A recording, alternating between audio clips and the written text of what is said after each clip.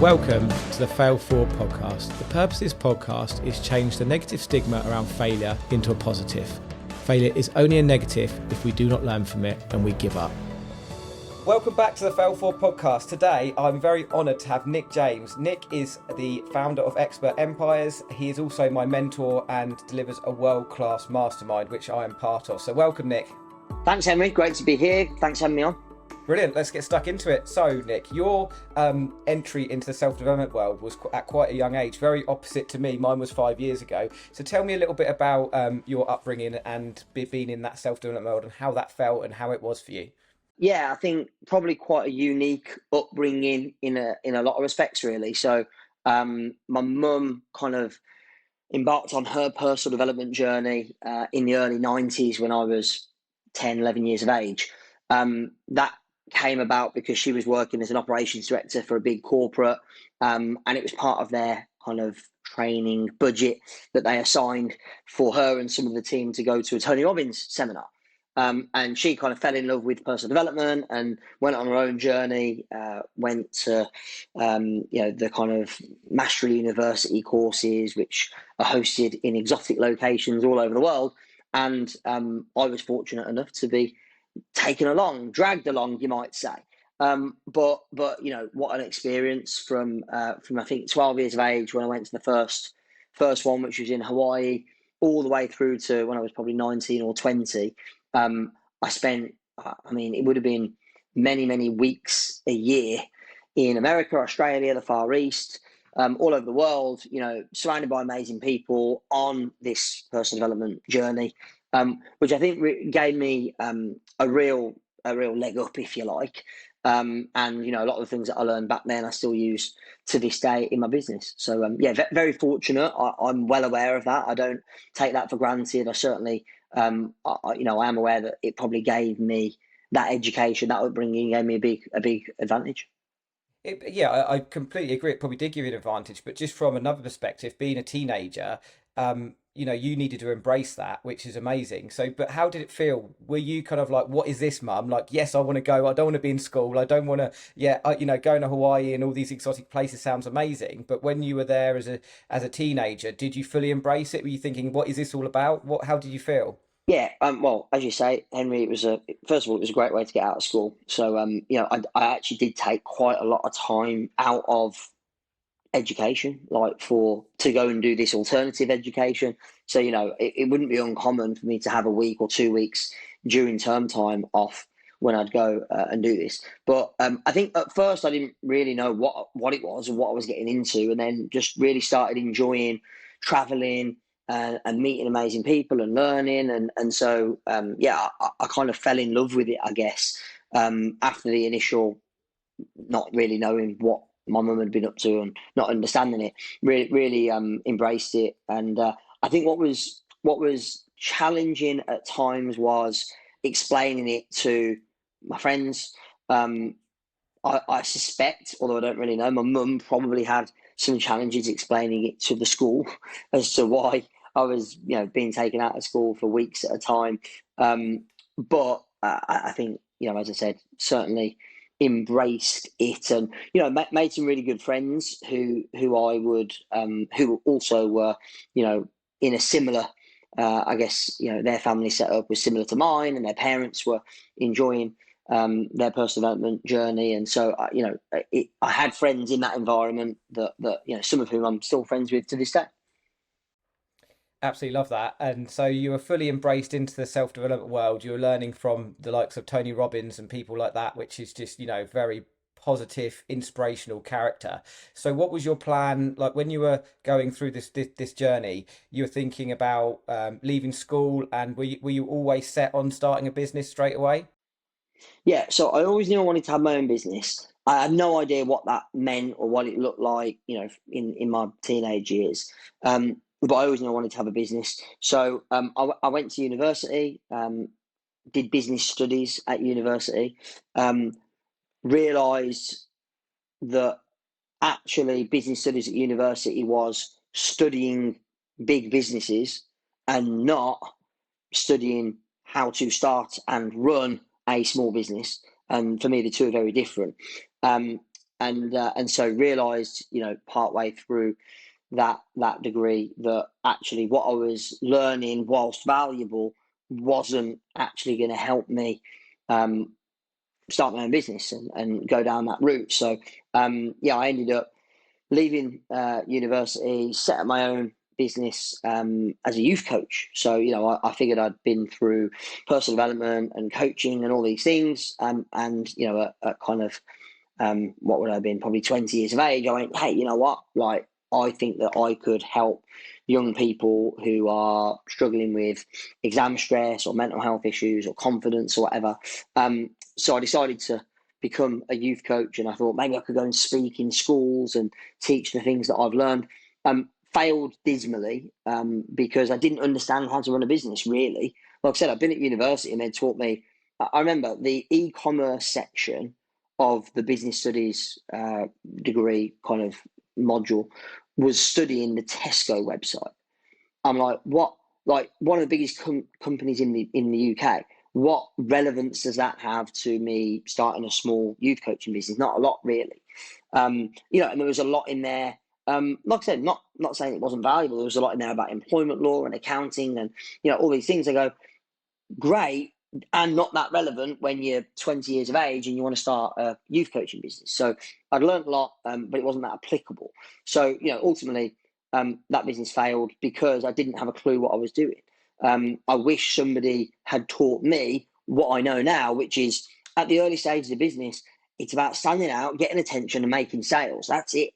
I went and worked for a small events company. So it was kind of like what Tony Robbins does worldwide, these big, thousands of people, events all over the world. It was kind of a mini version of that.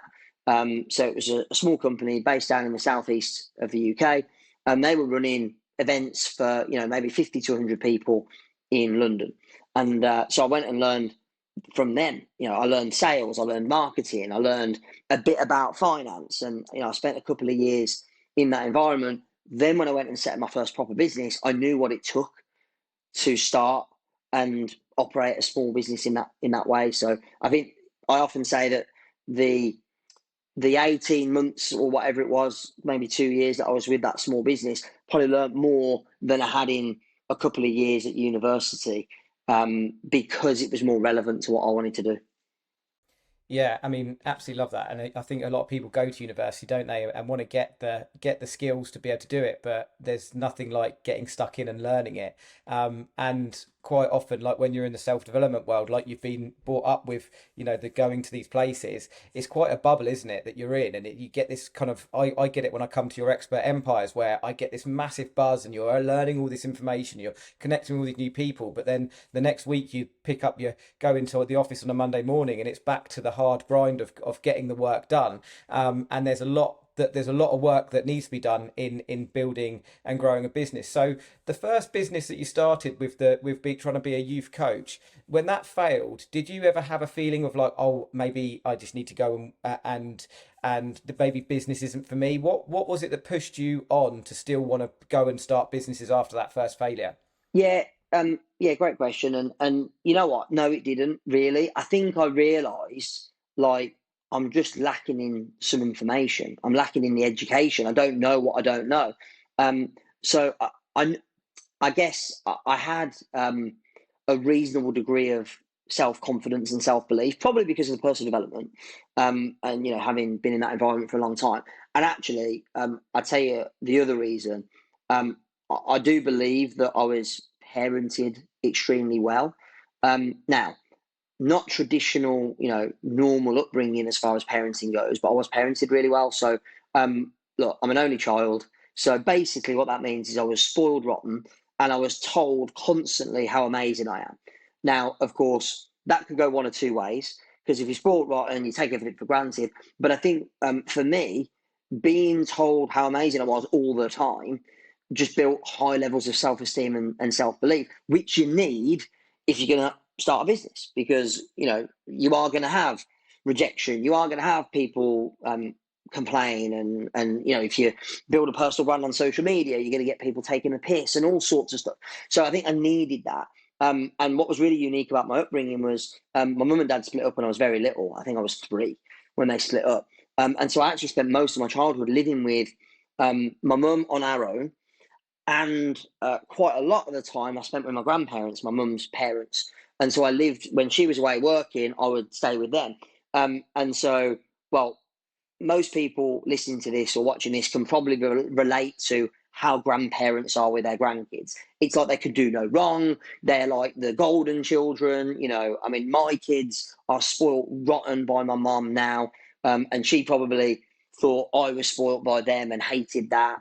But I spent a lot of time with my grandparents, and they were, whilst my parents separated very young, when I was very young, and so that was probably a little bit volatile, and I wasn't parented traditionally, mom and dad at home.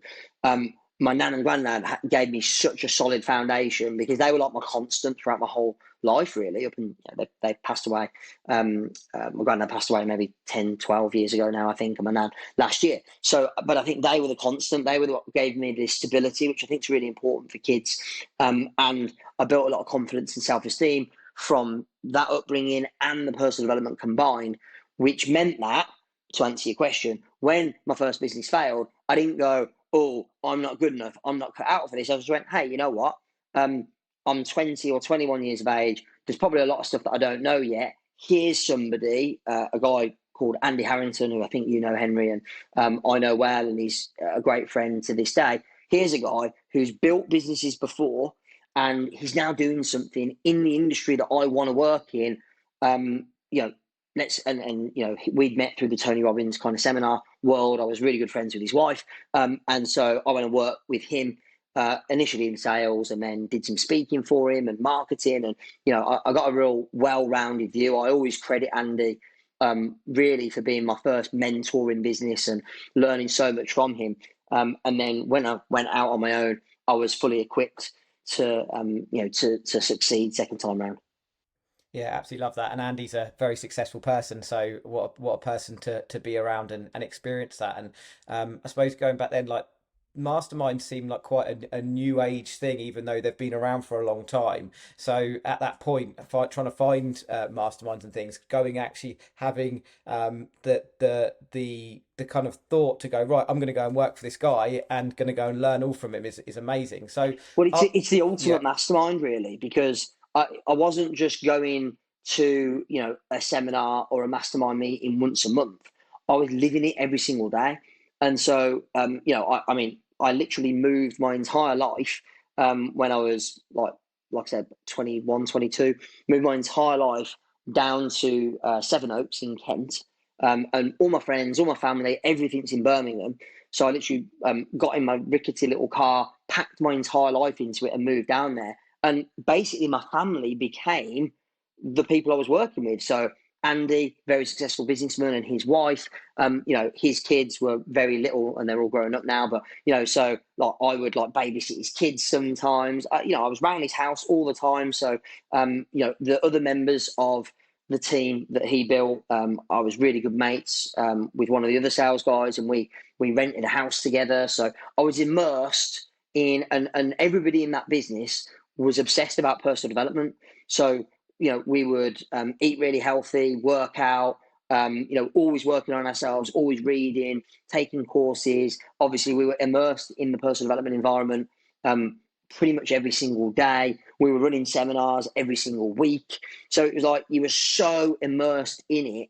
And I think that 18 month to 2 year period of total immersion, you mentioned it earlier about, you can go to a seminar or whatever, or a mastermind, or you can listen to a podcast and you feel like invigorated and inspired. And then, the reality of life hits you when you get back to the office or get back home, and you struggle to keep the momentum. It was impossible for me to not have momentum when I was immersed in it every single day. And so I do think that going and working in that environment, getting a job, which for somebody who's got an entrepreneurial tendency is really hard, to go and get a job and work as an employee, best thing I ever did. And one of the things that I love most about what we do now, we've got 26 people in our team and growing, and they're getting the experience that I had in my early 20s, being immersed in an environment that's supportive and that's about developing people. And so I think, that's good advice for young entrepreneurs. If you feel like, there's still some education, go and work for somebody. Most of our team are under the age of 30. And, I'm really all about, hopefully educating, developing, inspiring to a certain degree young people. And the best way I know to do that now is to get them to come and work with us immersed, because I think that's where you get most transformation and most change. Yeah, I mean, absolutely love that. And your team, and I'm not just saying this because you're on a podcast, they're a fantastic team to be around all the time. You can see the culture you've got there and how everyone pulls together. And it's kind of like for me and Ashley came up last week and did a 3 day at your headquarters, and we're kind of using your mastermind like you did with Andy Harrington to go, okay, because we're not just there to go, okay, to here we're learning about sales the next 3 days. I said to Ashley on the way up, like you're going to be watching what everyone's doing, like who's coming into the room, how the AV's set up, how the room's set up, what are we getting as booklets and things like that, and looking at the whole thing. That's kind of like the learning, because we want to do the same as what you do, but for the tree surgery industry. And we're going, okay, like you've got this really great, well-rounded business with a good team. This is kind of what we want to create.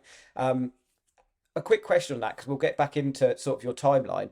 But I noticed that you have everybody in, that they're all working within your headquarters, and COVID produced this kind of like working from home, split office, hybrid working, people all over the place. Like, why is it that you keep everyone in as a team in the head office? Yeah, great question. I think it's so much easier to create that immersion experience that I described when everyone's in the same building.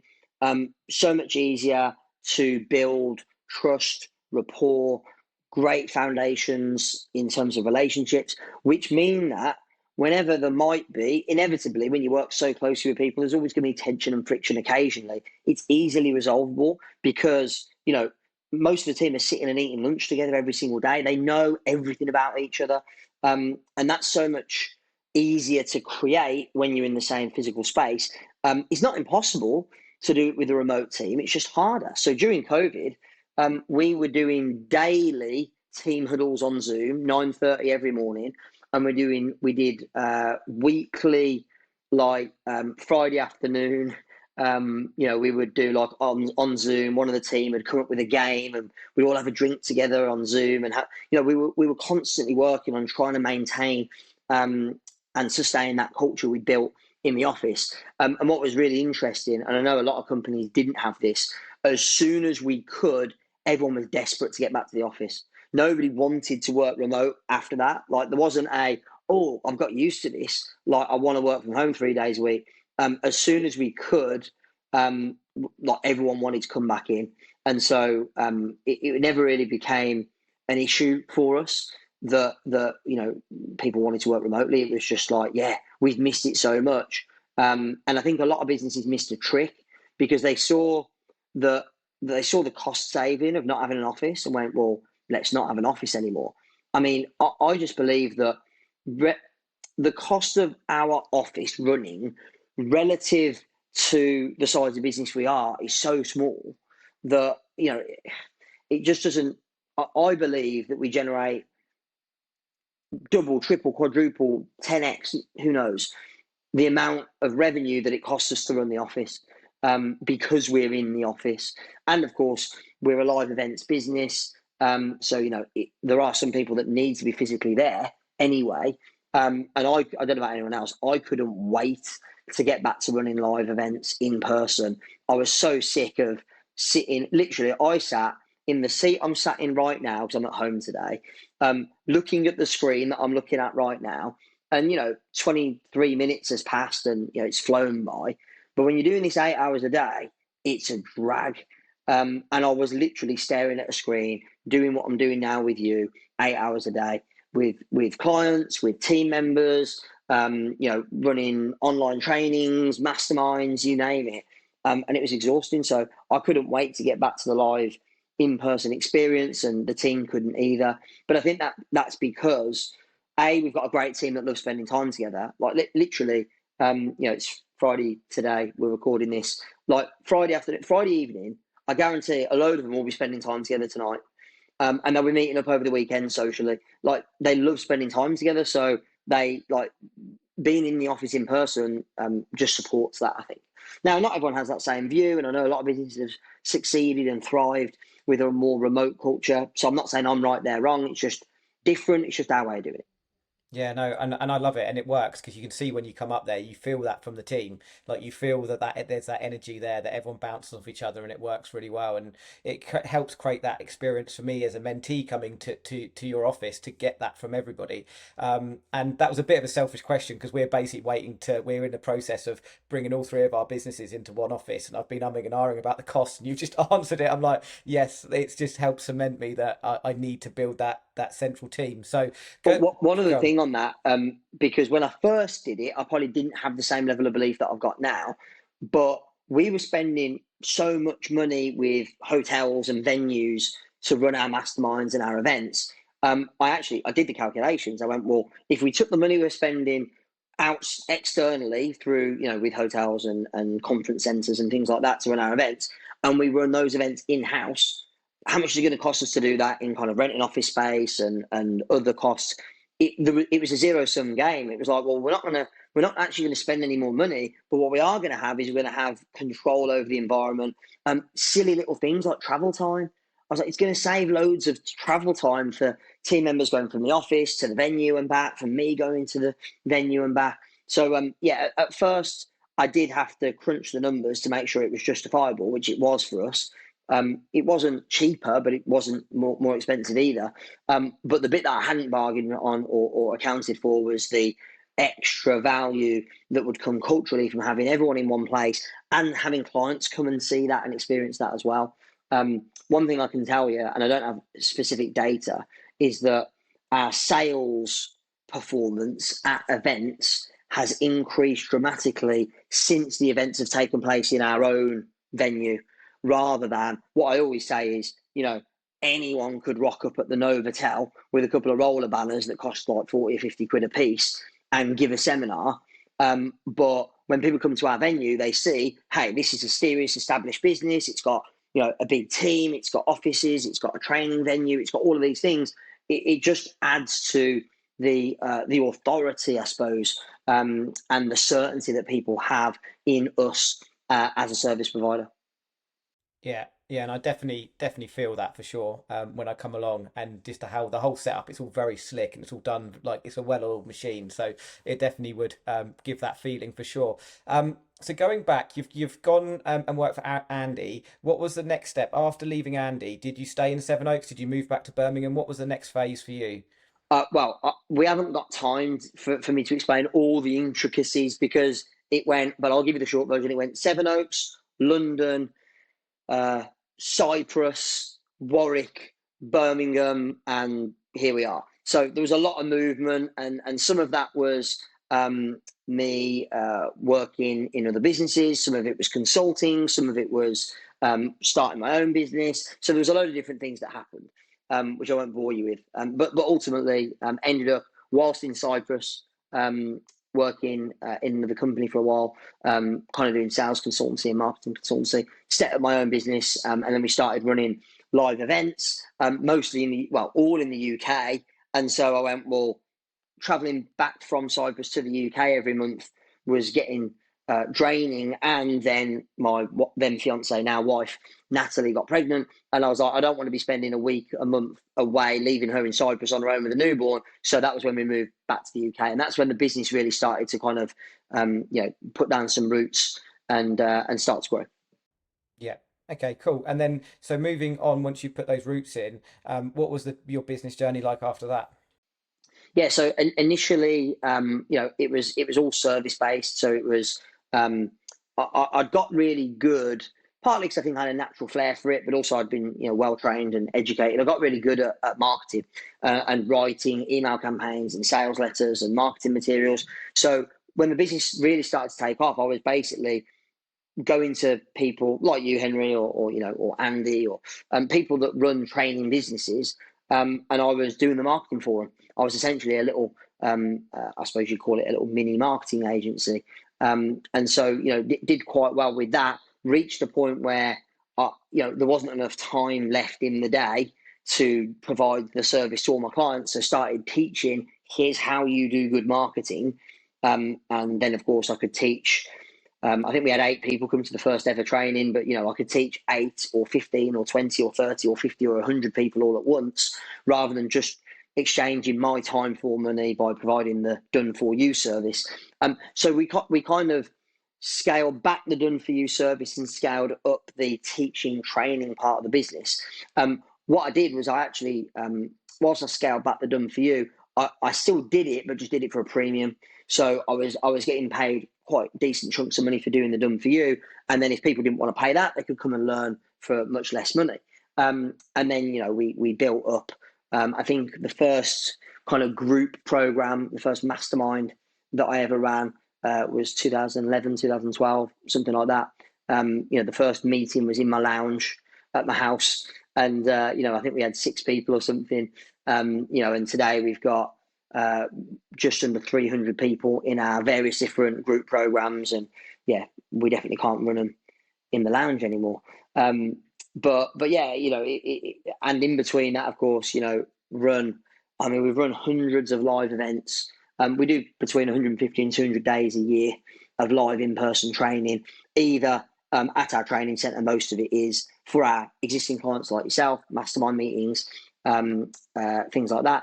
And also, we do kind of open to the public workshops where, people will come in for a day and we'll teach them how to sell better. And, as a result of that, maybe they'll purchase an additional program or training with us, or, they'll come and spend a day with Adam, who's our head of marketing, learning about marketing campaigns. So we do kind of public events and also then kind of closed door private events for our clients like yourself. Yeah, amazing. Absolutely love that. So you've gone from 6 in your front room to now 300, and that may look like a nice straight line going up, but there must have been some bumps in the road. So tell me about those. Many, loads of mistakes, like big lessons. I was running an event the last 3 days, and this came up in conversation. Made some real mistakes. I was quite naive. When you're really good at sales and marketing, the danger is that you oversell and then fail to deliver. And I definitely fell into that trap. 2011, 2012. I've always been, like I said, natural flair for marketing and writing copy, and fairly good at sales. Had some really good training on that from Andy when I was a lot younger. So I was good at making sales, but my attention to detail around delivering on the promises wasn't so good. So made loads of mistakes there, and let clients down in the early days, which I regret, but also it was a great lesson, and I did everything necessary to make that right. Had a business partnership 2013 to 2015, where we merged with another company, and we partnered together. We went our separate ways in 2015. That was extremely painful because we built that business up to, I think we had 19 people in the team, 2.5-3 million a year in revenue.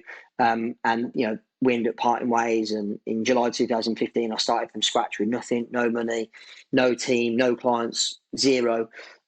So that was a very painful experience. But again, like all of this, I know the podcast called Fail Forward, like in every case where I've quote unquote failed, it's always been a learning experience. It's always been a catalyst for me to then move forward. And, I honestly would not chat. I'm grateful for that experience of having a business partnership and, it failing. I'm so grateful for that experience because I would never have been able to build what I've built today. And, as I sit here today, the company or the companies that I own are the biggest that they've ever been. I've got the biggest team I've ever had. I've got, the most number of clients I've ever had. I've got, the highest annual revenues I've ever had.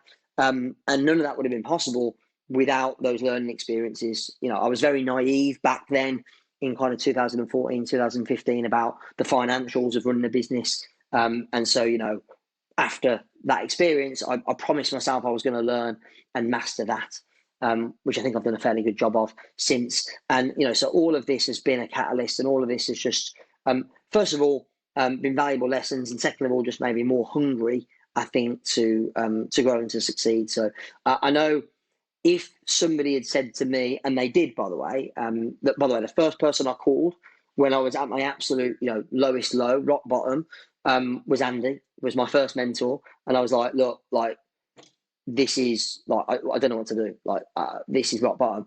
And I remember I was on the phone to him. I went up to see my dad, who lives up north, and I was like on a long car journey back home to Birmingham. I remember having probably an hour plus on the phone with Andy, and he didn't really give me any like major advice. He was just like, mate, like, look at everything you've achieved over the last, since we met to today. Like, you know the answers. You're going to be fine. Like, you've got everything it takes and more to succeed. And he really just kind of gave me a pep talk and raised, reminded me of a few things and raised my confidence. And I remember coming back home after, being away at my dad's for a few days, licking my wounds. And I came back on fire, and I was just like, right, I have no other choice now but to succeed. And that experience was exactly what I needed.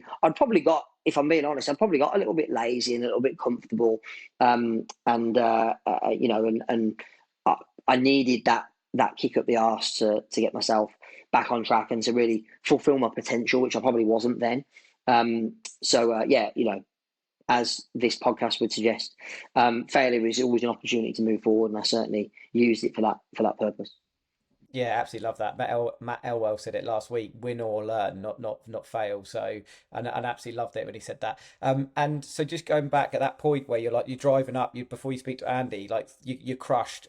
At that point, did you have feelings of like, do you know what, this business stuff, it's not for me. Maybe this isn't for me. Did you have all those self-doubt things coming in? Because I know earlier you talked about the self-confidence that you'd sort of had from an early age, but everyone goes through those kind of thoughts, don't they, where they don't feel good enough. How was that for you? Yeah, you know what? This might not be the answer you wanted me to share, but no, like, I was devastated and upset and distraught and all of those things. But not once did I ever consider not being an entrepreneur, not starting another business, because I've almost got to that point where I'd had probably 7 years of doing that and that alone, and so I didn't really know any different. I literally, like, there was never the idea or the option to go and get a job. But the reason that it was so hard and so painful, which I realised later, through working with my coach, amazing guy called Jeff Mask, what he helped me realise was that at that point, my sense of self-worth was so linked to the success of the business that when that business failed, I lost my sense of self-worth as well. And so even though I was like, right, I know I never considered going and getting a job or anything, and I knew that I could succeed in business. There was no doubt in my ability to do that, but I just was, my ego was really bruised, because it's like I built up this persona of, like, I was the co-founder and director of this amazing company with 2-3 million a year in revenue and a great team, and I built, that was me, that was who I was. But and so my whole sense of self-worth was linked to that persona, and then when that persona disappeared, so did my sense of self-worth. But it really gave me, over the years that followed, I learned a lot about myself, and I realized that actually I wasn't appreciating or acknowledging the other parts of my life and how important they were. So, today I get a huge amount of my self-worth comes from a huge degree of satisfaction from my health and fitness, from my family, from being a great husband, from being a great dad. Yes, of course, for being the CEO of a group of amazing companies, I get my needs met there as well. But before, it was almost all from business, and that was a mistake. And that was a big lesson that I had. And I think I knew deep down that I had the skills to succeed in business, because I've done it before. I knew how to market and sell a product or service. I knew how to operate a business and build a team. I'd done it before.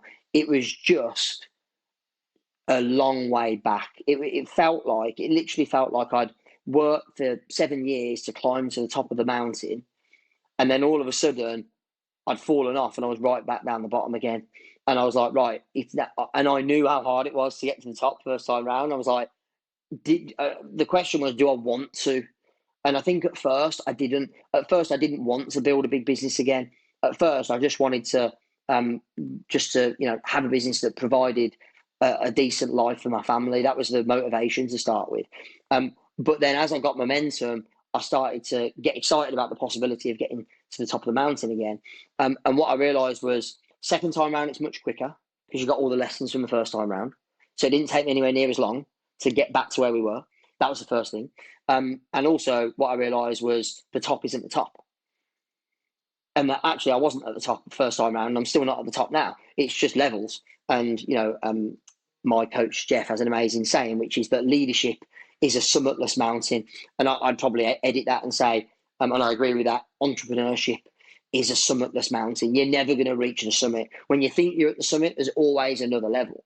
And so there was two things really. The first one was that second time round was much faster because I had the benefit of experience from first time round.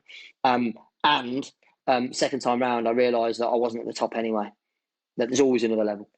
Yeah, yeah, great answer. And yes, that's kind of like it is actually I wasn't expecting you to say no. I was thinking about going back to a job. It was a great answer because I believe that in those times it's you kind of working out where you want to go. And I remember from when I was in that position, I was similar to you, and I just wanted to put food on the table for my family. But then you mentioned it. You then got a the drive went up through the roof after you'd come out of that. And I feel like that's with me now, and it is that my drive is so much bigger than what it was before I lost my business. So what do you think it is that creates that extra drive when you go through a bit of adversity and a bit of a downturn to then start building back up, and then that drive keep pushing you? What do you think that is? Do you think that's part of your ego, or is that part of the fact of where you've been and where you want to go? I think at first it was the best way I knew how to put food on the table, as you say, was through being in business. Like for me to go and find a job and then get paid for that job, like it was too slow for me. Like I wouldn't have been able to. I knew that I could generate thousands of pounds within a matter of days, and actually my financial position at the time and the lifestyle that I led demanded that. Like going and getting a job almost wasn't an option because it would have taken too long and it wouldn't have provided me with enough money. So it was almost like that was a non-starter. Um, so initially though, it was head down, focus on how do I generate cash quick, which I did. And then once we got back to a kind of place of some stability, I then started asking like, what's the greater purpose in this? Which I wasn't doing at first. At first, it was like, how do I put food on the table? How do I pay the bills? Which got me into action. So initially, it was a moving away from motivation. It was I want to move away from not having enough money, move away from worrying about paying the bills. It was definitely that was my motivation at first. But then once I'd solved that problem, it was like, well, now what? And I was like, well, what do I want to create? What purpose do I want to serve in the world, in our industry, in the market? Which I couldn't think that way when I was at ground zero because there was more urgent matters personally that were around at the time. But once we got past that, then it became, then it became more thinking about what I could possibly create and what the opportunities were, and less about what I wanted to move away from. Yeah, yeah, absolutely love that. And then so as you started to look at the opportunities, this idea of Expert Empires event came up. Tell me more about that because that was a calculated risk at first, though, wasn't it? Because you got was it Gary V was the first one you got in? Vaynerchuk was the first headliner, so I think it was. I think most people at the time thought that it was a big gamble to run that event. But bear in mind, I had been running events for years before, so I knew the structure of how to make that financially viable, and but it was still the biggest financial risk I'd ever taken to run that event. But it came from a place of, first of all, I felt like I was playing too small, and I got a little bit frustrated about that, and I knew that I had more to offer, and I thought there was a need in the industry for a different type of business event that was not free to attend and then sell, sell, sell. I thought there was an opportunity, a desire in the industry for somebody to put together something of high value that wasn't cheap or free, but was a significant investment of time and money. But then people would get real value from it. And so I crunched the numbers and decided to get Gary Vaynerchuk to headline the first one at great expense. But it came from some certainty that I'd got from previous experience that I knew how to make the financial model work. and B, probably a bit of ego. Probably B, it was probably still, if I'm being really brutally honest with myself, it was probably still a little bit of, I want to prove to myself and everybody else that I am more than capable of first of all building back what I had before and bigger. And so it was a bit of a statement, really, I think, for me, of intent to go, like, I'm not gonna I'm not gonna have that be my greatest achievement. I'm now gonna go and do more. Um, and yeah, Expert Empires, I think we've run 13 of them now. Anything between I think the biggest audience we've had was about 850. So anything between, I think the some of them have been maybe 300-400, and the biggest one's been 850 plus. We've had thousands of people now come through the doors, and had some amazing speakers. And the truth is, the reason I did it was partly what I just mentioned, partly proving to myself and proving to others that I could, but also I love doing it. Like that is the place where I get all my needs met.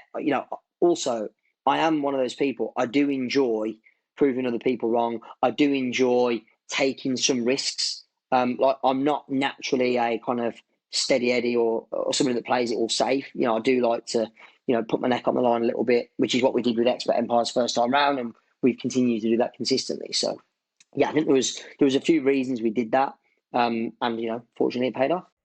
Yeah, well, I mean, it did, and I only became into that world a year and a half ago, and I remember my first Expert Empires, and it was just a hell of a buzz, and it was something that I'd not experienced before, and just the value, and not only that, like you've done really well at bringing in some amazing speakers, but talking about culture again and the culture of your team, you've got the culture of the people that come to Expert Empires there, because actually the it's not just the speakers and what you guys do in the room, it's all the conversations and all the relationships that are built around when everyone's going out for breaks and things. So it Well, that certainly that was a delivered big the part. value.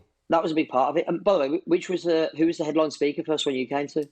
I came into it through, it was Rob Moore was not the headline speaker. Who was it? Lisa Johnson, I think. Lisa Johnson and um Stephen Bartlett was September.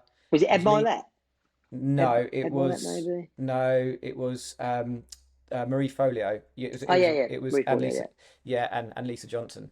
Yeah, so I think part of the vision as well for Expert Empires was it was inspired by an event called Traffic and Conversion Summit, which was created by a guy called Ryan Dice, who is I wouldn't say we're best mates, but he's a friend of mine. And I'd been attending that event for years. I never missed one. Probably went 5 years in a row in San Diego. And what I loved about the event, yes, there were some great speakers, and yes, there was a lot of great content shared.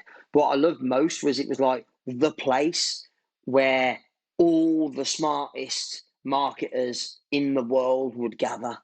And I thought to myself, there isn't a place where all the smartest expert business owners, entrepreneurs in the UK gather, um, but there should be. So Expert Empires was, I mean, originally, it was an event for people that ran expert businesses, coaches, consultants, speakers, trainers, authors, agency owners, that kind of crowd. It's now kind of expanded by accident, and it wasn't really ever intentional, but it's kind of expanded now. To serve a much wider business audience and entrepreneurs. But really, the inspiration was from my experience of being at Traffic and Conversion Summit over many years, and just loved the environment, the connections, the partnerships, the collaborations that I formed from being there.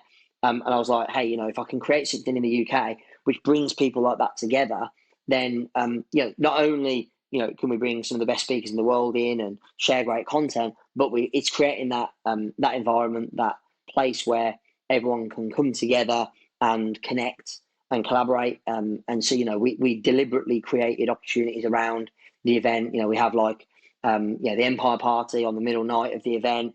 And we host lunches and dinners and things like that for certain ticket holders, to create that environment. And for me, that's really important. Yeah, and you've absolutely nailed it from my perspective. Like the coming there, the buzz that I get from those 2 days, it's like it's the exciting time thing to look forward to. It's the two events in my diary every year that I'm like, yes, I'm looking forward to that because for that whole reason. Um, So what I wanted to talk about quickly, Nick, because I know we've got short time, is that I've in the last 5 years I've been part of different masterminds and I've had different mentors and coaches, and they've always given me the strategies, the tactics, the books to go and read, the courses to go and do. But it wasn't until I met you that you were really talking about how you look after yourself and your mental, emotional well-being. And I know we've talked about that a little bit. Already through this podcast of that kind of mindset, because in business people fail and win all the time, and I think one of the reasons why a lot of people fail is because of themselves. And what was really refreshing is that you going, okay, to turn up to be a good leader you need to look after yourself. So tell me about that, and is that something that you've always had part of your mentoring and masterminds, or is that something that's come in recent years? Yeah, it's definitely been more recent, but I think it's always been a big part of um, building my relative success. I'm not suggesting that I'm Elon Musk or Bill Gates, but it's always been a big part of building the relative success. But I think I learned it when I was 12. I am 100% responsible for everything that I think, feel, do, and create, no exceptions. So I think, first of all, that's a deep belief that's inside of me. And, then I go, well, if that's true, then surely looking after myself first, and ensuring that I've got the best energy possible, and that I'm sleeping well, and that my mind's clear, and I can think straight, and I'm hydrated and well nourished and all these things. When I do that, everything else seems to happen more easily, more effortlessly. And so I think, for me, we do talk about that, not all the time, but part of the time with our clients, because I go, look, I can give you the best marketing campaign in the world. We can teach you all the things on how to sell more products and services, but you won't do those things at all. Or if you do, you won't do them very well unless you're in the best possible state. And so we do talk about personal performance a lot. As you know, Henry, I'm a little bit obsessed with nutrition and training and all of these things. Because I go, look, I just know that when I do those things, and it's not about me lecturing people, telling them what they should or shouldn't do, but when I do those things, my business improves. When I haven't done those things in the past, there's been a knock-on effect in my business. So yeah, I just believe that you, as the business owner, the person that's leading the company, you are the most important person in that company. I'm not suggesting that your team aren't important. I'm not suggesting that your clients aren't important, but you're the most important, because everything else follows that. If you're not in great energy, guess what? Your team aren't going to be. If your team aren't in great energy, they're probably not going to do a very good job of marketing and selling and delivering your products and services. So it all starts with you. I guess the this is good news and bad news equally.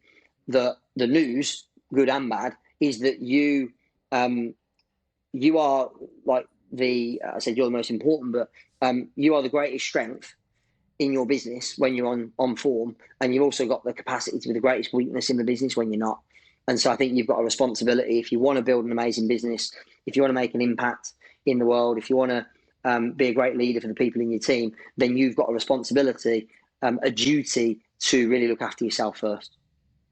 Yeah, absolutely love that. And I know you've always asked after reading The One Thing, and I read that book as well, is like, what's the one thing that brings it all together, that makes everything I can't remember exactly what it says, but the one thing that you do when everything else doesn't matter anymore. And for me, it's fitness and looking after myself. And that's something that is very much, I think I said it yesterday when I was on your panel, that since being part of Expert Empires, I have lost weight. That's not the primary reason why I came to Expert Empires, but it's that one thing. When I spend time developing myself mentally, physically, and everything else, then I turn up 10 times more as a leader. You're exactly right with that.